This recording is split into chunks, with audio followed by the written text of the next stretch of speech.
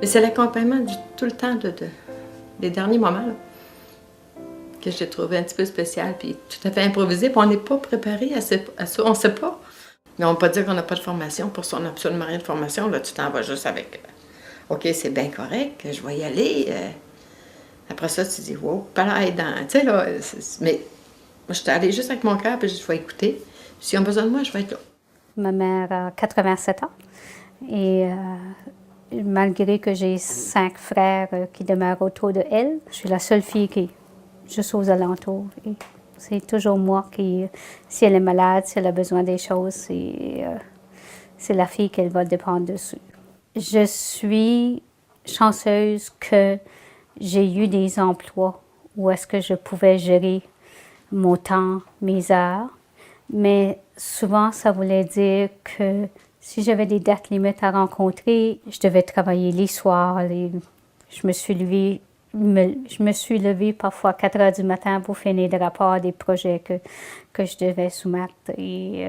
Mais j'aurais jamais dit ça à ma mère. C'est comme si elle me demandait quelque chose, oui, je vais être là.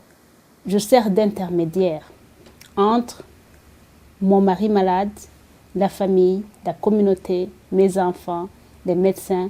Je deviens comme un noyau dans toute l'affaire. Le temps d'une journée n'est pas assez pour toi de pouvoir faire tout ce que tu dois faire.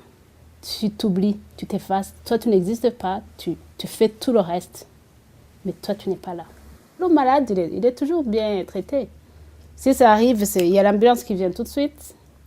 Les médecins sont là, les urgences fonctionnent 24 heures sur 24.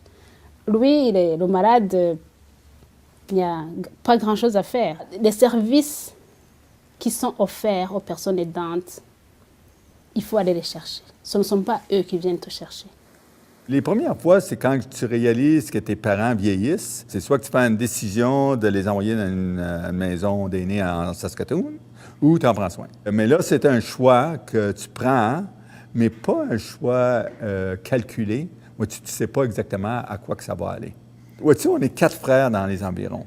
Mais moi, d'une certaine façon, autant que j'ai une entreprise, on dirait que c'est moi qui n'ai pas occupé. Je suis très, très occupé, mais on dirait que je suis le plus accessible d'aller à n'importe quand. La chose la plus dure, je pense, c'est de prendre soin du corps de tes parents. Je veux dire, il y a cette pudeur qu'on avait. Moi, j'ai un peu de la misère à être sensible, à être doux.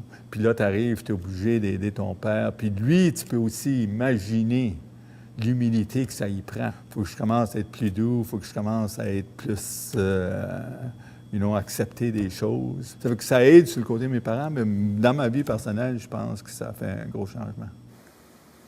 C'est que je suis à 5600 km de ma mère. Je ne sais pas comment ça se passe dans la vraie vie en ce moment pour elle. Là, ce que j'entends au téléphone, c'est par bribes. Ma mère essaie beaucoup de me protéger, elle ne me dit pas tout. Il faut que j'y aille. Il n'y a personne d'autre.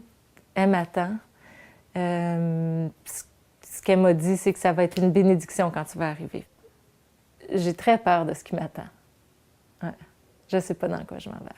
Ça fait très peur, mais il faut le faire. Je ne vais pas laisser ma mère toute seule, agonisante, c'est clair. Mais c'est compliqué, parce que moi aussi, j'ai ma vie. Fait que là, ces jours-ci, c'est de partir, laisser la maison, trouver des gens pour s'occuper de la maison, trouver des gens pour s'occuper de mon travail, pour s'occuper de mon fils là-bas. C'est vraiment essayer de mettre tout en stand-by le temps qu'on revienne, parce que je le sais pas. Ça peut durer des semaines, ça peut durer des mois, ça peut durer des années, j'ai aucune idée. Ça, c'est une question que j'avais hier, c'est à partir de quand est-ce qu'on dit « OK, je peux revenir ».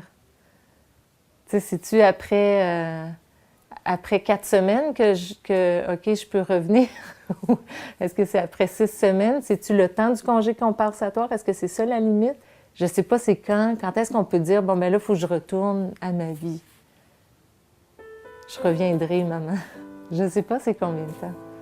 J'ai eu des épreuves aussi dans le passé, puis je suis passée au travers. Puis quand je regarde, ben en arrière, je me dis comment j'ai fait. Quand j'y repense, c'était excessivement demandant. des situations très stressantes, mais j'ai passé au travers. Fait que je devrais être encore capable.